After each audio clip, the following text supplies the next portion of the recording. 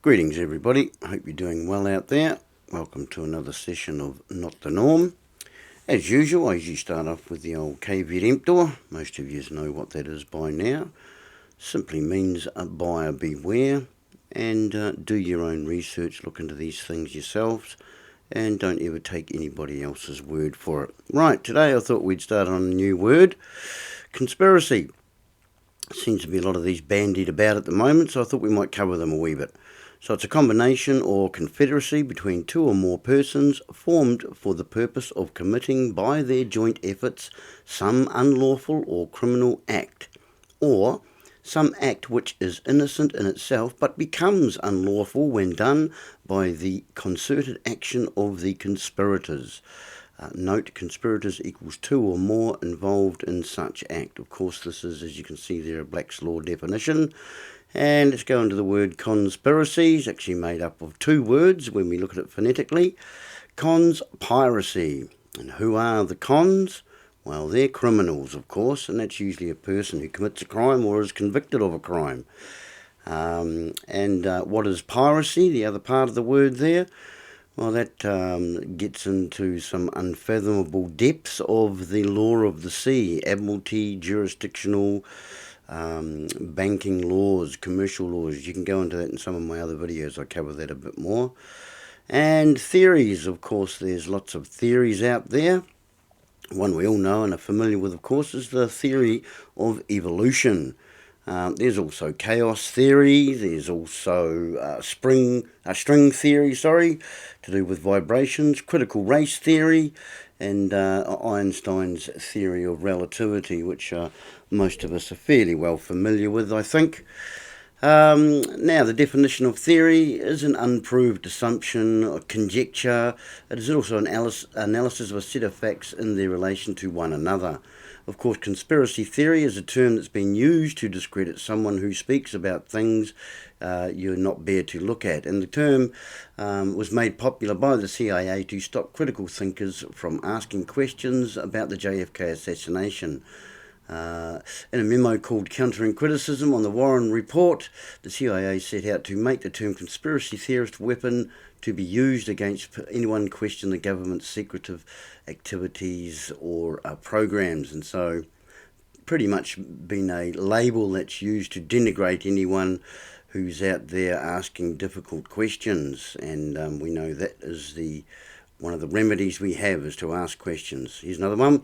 When the government questions its citizens for suspicions of a crime, it's called an investigation. When the citizens question their government, it's called a conspiracy theory. And we've been conditioned, of course, not to question the government story. And anyone who's had any kind of insights into history and governments, we know pretty much that governments lie, if not by omission, then outright or through propaganda and spin narrative. So we're more like conspiracy realists out here rather than conspiracy theorists. And, they think us crazy because rich people never get together and have a plan. Well, of course they do, folks. That's pretty much what government is, actually. In fact, J. Edgar Hoover said, the individual is handicapped by coming face to face with a conspiracy so monstrous he cannot believe it exists. Now, he was a pretty intelligent guy, knew a thing or two. So did Leo Tolstoy. The truth is that the state is a conspiracy designed not only to exploit, but above all to corrupt its citizens. You can read the rest of that. It is a political party, but a conspiracy, said Gore Vidal. And if you don't know anything about this particular individual here, Edward Bernays, he was Freud's nephew. I'll let you guys stop the video at any stage you can, of course, and read these into a little bit more depth. But manipulating the masses is reality, not conspiracy. And he was the father of modern advertising back in the day. William Blum, former US State Department employee, said, no matter how paranoid or conspiracy-minded you are, what the government is doing is worse than you can imagine.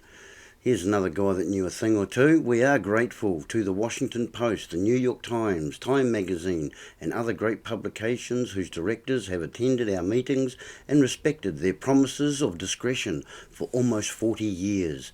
It would have been impossible for us to develop our plan for the New World Order if we had not had that been subject to the lights of publicity. And so, as I say, you can go on and read those a little bit more. But here they come. So NASA, if we look into the word NASA, it means to deceive. We look at some of the characters that were involved with NASA, and the rabbit hole starts to go quite deep. We look at some of the stories or the information that they gave us about the moon landings, and it's easily very questionable, and it doesn't take a lot of few simple questions, and we can expose the frauds that we've have been put in front of us as being what the facts and what's actually going on. So as I say, it doesn't take much to discredit a few of these stories that we've been told and so-called historical facts. There's lots of things that beg explanations, but unfortunately, a lot of this information gets lost in the fray. Even that kind of information there. Some of the stuff, of course, as you know, with the level of censorship and banning of individuals across the internet, I've already got 2 strikes on my YouTube channel, so I don't really want to be getting any more. So there's some things, of course, we can't mention, but it doesn't take much to delve into these things a little bit further, and we start to see not only little holes, but actually gaping holes in the whole story of what it is we've been fed about what's going on. So of course there's the old vector, the old snake's tongue, and you'll find that particular symbol seems to appear in a lot of space agencies and military agencies, and that not only of the United States, of course, but of many other agencies around the world. And these, again, is just another language of itself. The symbols, the symbolism of these things, they kind of, once you understand the codes and the decipherment of those symbols, we start to see a bigger picture of what's going on. Also, there's other things that they put right in front of our face. If you want to have a look at them, actually the T there does actually stand for takeoff, but again, we've got to be questioning about these things, but interesting some of the coincidences that we come across. And, maybe you could pass a lot of these things off as just merely coincidence, but delving deeper, we find there's usually a bit more to it than what it is we've been told. So here's another one, of course, is 9/11. Bit of the old Achilles heel and conspiracy theories. The Simpsons been telling us about it for a wee while, and again, it's just another one of these things that once you start to delve in a little bit deeper, we start to find that the story doesn't quite add up to what it was we were told. And again, we're left with many questions. And of course, the Illuminati, as they are commonly known of and called, with the all-seeing phoenix eye there. Incorporated in the Illuminati, or a faction of it, of course, is the Masons. If you look at the Star of David there and the points, it goes to all the letters of the Masons. I've got some other videos there on the Masons you might want to have a look at. Of course, Illuminati, Masons, Committee of 300, Trilateral Commissions. These are all factions of the same Cons-piracy, because cons, remember, was criminals, and piracy is rape, pillage, and plunder, which is basically law of the sea. And these guys have been telling us what they're up to and telling us what they're doing and what they think of the rest of us here on the planet. And, they've made it pretty clear some of the objections and goals that they have. And again, as I say, that some of these individuals, it's best not to mention their names. You can stop, as I say, at any stage and look at those particular memes. But the old global population one's a biggie with the rulers and controllers, and there's many ways, of course, they're doing that. When one looks into the difference between contrails and chemtrails, again, we start to see a bit of a bigger picture of things going on.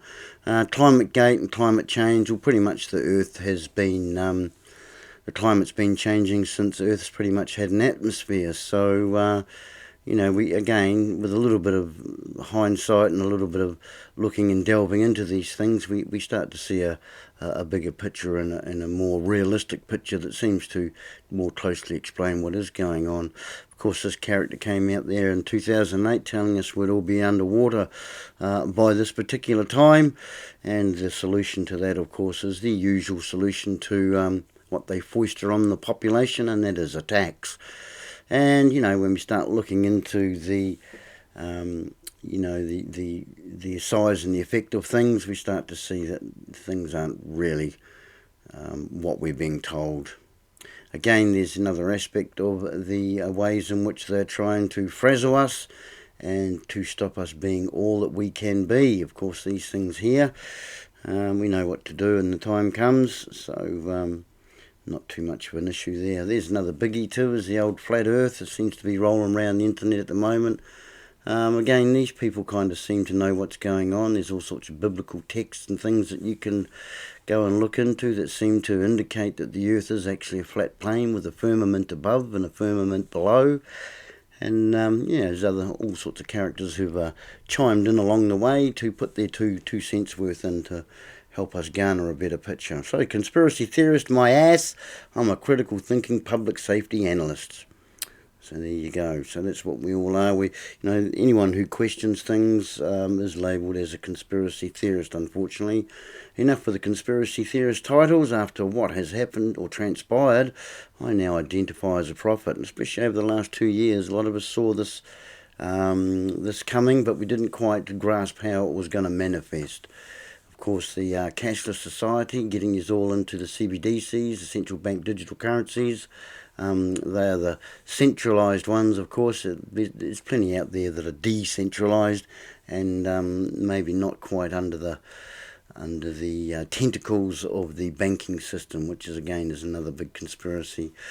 And of course the big C that we can't talk about, that has been evolving over the last 2 years, and all the other different strains of it popping out and then suddenly disappearing again, putting us all into that state of fear, the fear vibration. That's what they want us in. They want us all revolving in that lower energetic resonance frequency, so that we're easily controlled, we're unable to coordinate our thoughts as clearly as we might normally be able to do, and of course we are easily led and tend to believe what it is we're being told by the so-called leaders. So so there's lots of them out there, and here's a guy who sort of knew what he was talking about. JFK, if you just go back and or Google some of his quotes and look at some of the things that he was telling us. I mean, and you can find quotes from all sorts of extremely intelligent people through our history, who've been very clearly trying to warn us and help us to wake up and to start heavily questioning the narratives and the spin that we're being told, especially with the media being paid in here in New Zealand close to $200 million to toe the party line. So really need to be looking into these things a little bit deeper, and that pretty much covers me conspiracy video. I could have put a lot more in there, but you guys can pretty much check it all out yourselves. So so comment, like, subscribe and share, or even donate if you like my content. Anyway, thanks for tuning in.